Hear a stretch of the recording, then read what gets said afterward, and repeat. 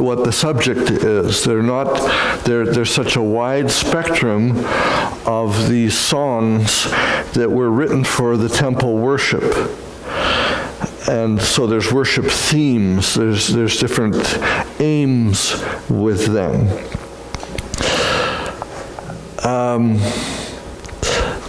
They are, we talked about lament, psalms, songs that were sung that were a crying out in pain, in suffering, in dissatisfaction. And then we talked about the prayers for the king and by the king. They're national prayers.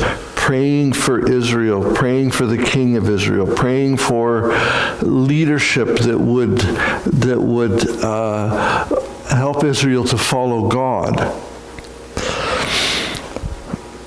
These psalms for the temple, it's rare today, and one of the things that Jen,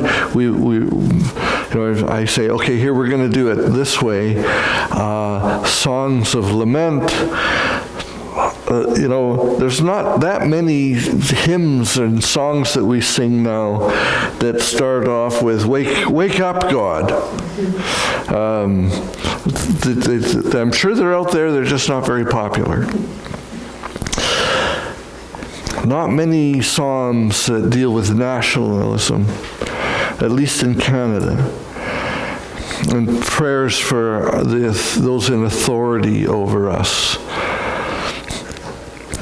So this gets us back on some familiar ground, at least. The next type of psalm that we're going to be looking at is the Psalms of enthronement. And they're not songs aimed at the king, generally. They are, or the earthly king. They're not for King David or all the other kings. They are for the kingship of God. And to understand how this works is to go back into the history of the nation of Israel and see that in God's original plan there was no king, that he was going to be a king. It was going to be a theocracy, a nation run by God. God was supposed to be the king, as opposed to all the nations around who were run by these kings who made decisions for Israel. The decisions of Israel were supposed to be made by God, and God was to rule or speak to the nation of Israel through the prophets and through the Spirit-filled leaders. It never really worked. It was supposed to work, but because of sin, things fell apart right away. But the image of God as king never goes away. So this is reflecting back to the time before kings. So these are psalms that reflect the worship and the worthiness of this mighty king that is supposed to be ruling Israel. So we're going to look at Psalm 24. And just as I'm reading this and as you're following, maybe just take seriously the truths that are in here. This aims at your heart. This aims at your ability to worship. So as we read this, I just want you to open up to that kind of thing. Psalm 24. The earth is the Lord's and everything in it, the world and all who live in it. For he founded it on the seas and established it on the waters. Who may ascend the mountain of the Lord? Who may stand in his holy place? The one who has clean hands and a pure heart, who does not trust in an idol or swear by a false god. They will receive blessing from the Lord and vindication from God their Savior. Such is the generation of those who seek him, who seek your face, God of Jacob. Lift up your heads, you gates. Be lifted up, you ancient doors, that the King of glory may come in. Who is this King of glory? The Lord strong and mighty, the Lord mighty in battle. Lift up your heads, you gate. Lift them up, you ancient doors, that the King of glory may come in. Who is he, this King of glory? The Almighty. He is the King of glory. I believe this is the heart of worship. I believe this is where our worship is directed. It is proclaiming things that are true about God. It is a reminder of how great our God is. And we need these reminders because we can live our lives without even thinking about God. We can live our lives believing in God and believing in him and going through our lives and never really touching the truth of who God is. And so, in stating what is true about God, that is worship. And it is more worshipful than actually having a visceral response to it. God is great, and it doesn't matter what we think of him. God is great, and it doesn't matter how we treat him. So the constant reminder about who God is so terribly important. So I want you to think about this. Is God impressive? Is God impressive? Yes. He is impressed. Is God powerful? Come on here, let's get some Pentecostal spirit in here. Amen, brother. Yeah, he is. He's more powerful than we can conceive. Is God loving? Yes. He's loving, he's loving, he's loving, he's loving. He loves you. That's amazing. This powerful, impressive God loves us with an immensity that we can't comprehend, and certainly that we don't deserve.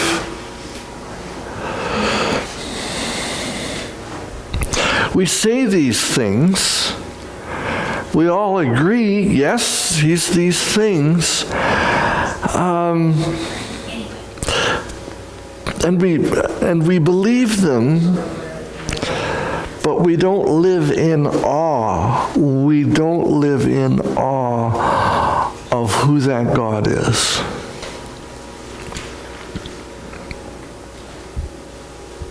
We don't trust in the power of God in every situation.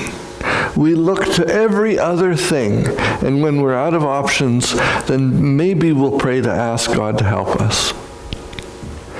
We don't trust in the power of God in every situation. We don't love God back the way we should. I'm not talking about you, I'm talking about me. It is a very difficult thing to maintain that intensity of focus on God. Because life is full of distractions. Your life and my life are full of all these distractions.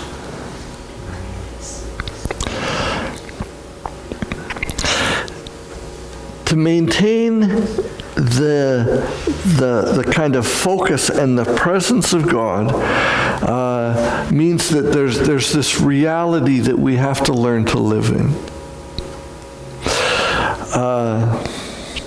How many of you have ever seen pictures of the Grand Canyon? Anybody? Pretty much everybody's seen pictures of the Grand Canyon. Okay. How many people have been to the Grand Canyon? Fewer. So for those people who saw the pictures first and then went and stood on the edge, can you describe to me the difference?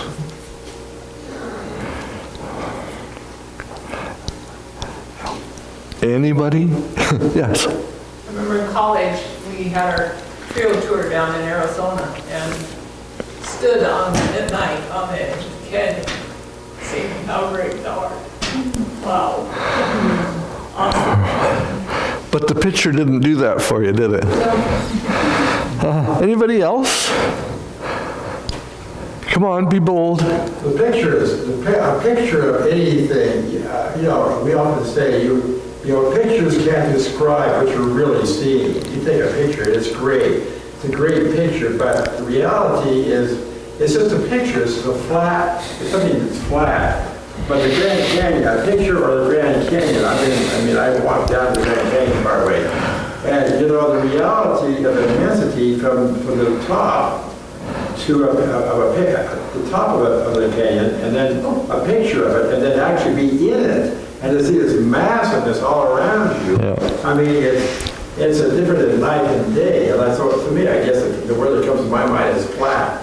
A picture is flat. Right. There's no depth to it. That's a key word. There's no depth to what you're really seeing. Right. So what is the emotional response?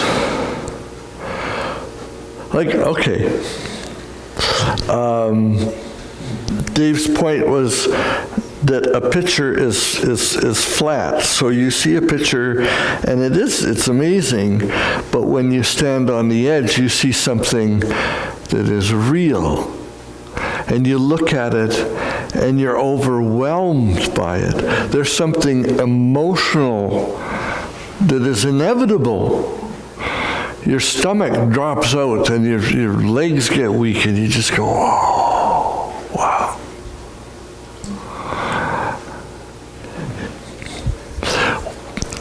We very often live with these pictures of God. And Dave chose the word flat, and I think that's a good choice of words. That for us, most of the time, we look at these pictures and we know, look at that's really impressive, but they're flat.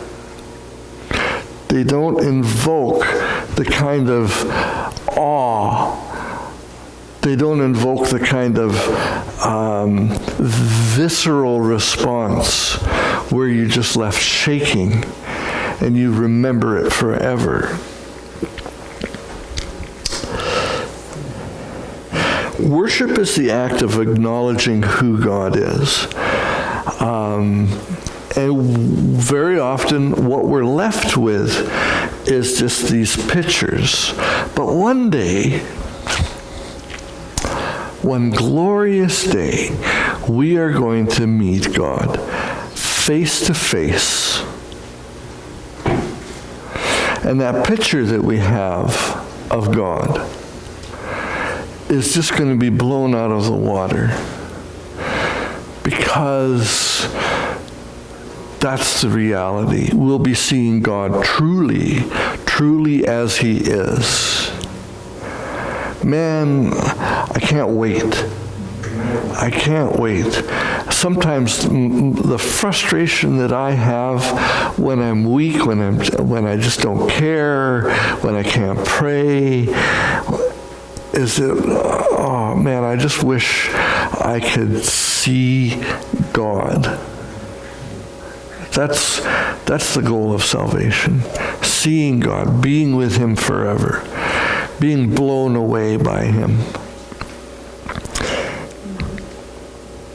We will see his majesty. Right now we see through a glass darkly. We just see these pictures. And a lot of times those pictures don't make sense. We argue about them, we philosophize about them, we theologize about them. And what about this and what about that? But when you're standing in the presence of God, those questions don't matter, because we're dealing then with the reality. And when you're dealing with the reality, it's impossible to disregard that reality of God. Listen to another. We're going to read through Psalm 93. Just listen with your heart, because this is a picture of God, but it attempts to bring the reality into focus. The Lord reigns. He is robed in majesty. The Lord is robed in majesty and armed with strength. Indeed, the world is established, firm and secure. Your throne is established long ago. You are from all eternity. The seas have lifted up, Lord. The seas have lifted up their voice. The seas have lifted up their pounding waves, mightier than the thunder of the great waters, mightier than the breakers of the sea. The Lord on high is mighty. Your statues, Lord, stand firm. Holiness adorns your house for endless days.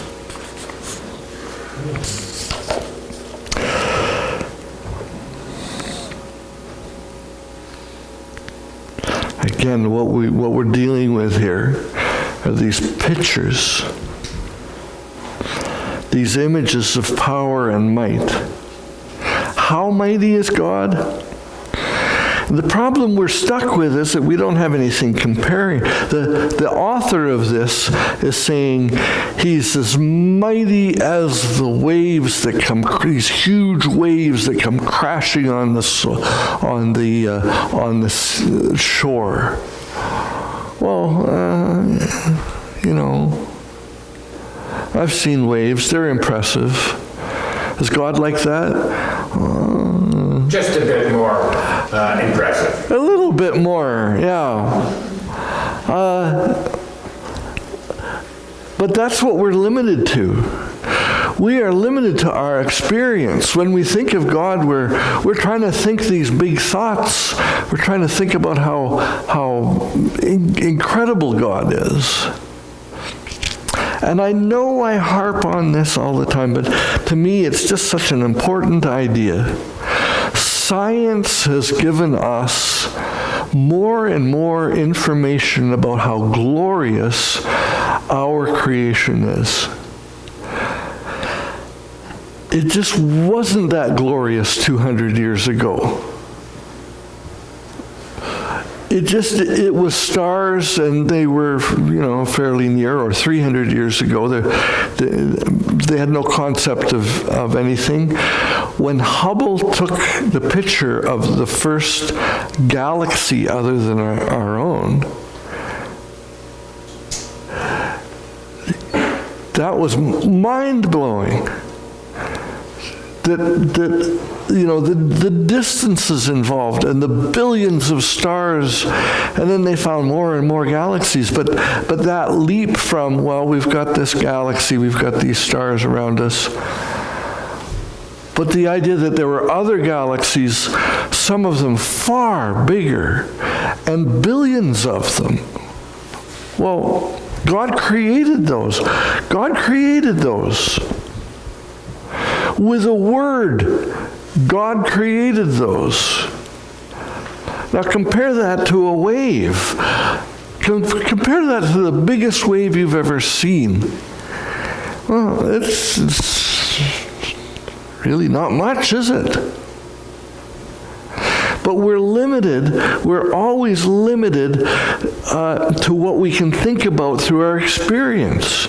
And God is beyond that. So as we're worshiping, we're trying to worship God in a way that kind of reflects His might and His power.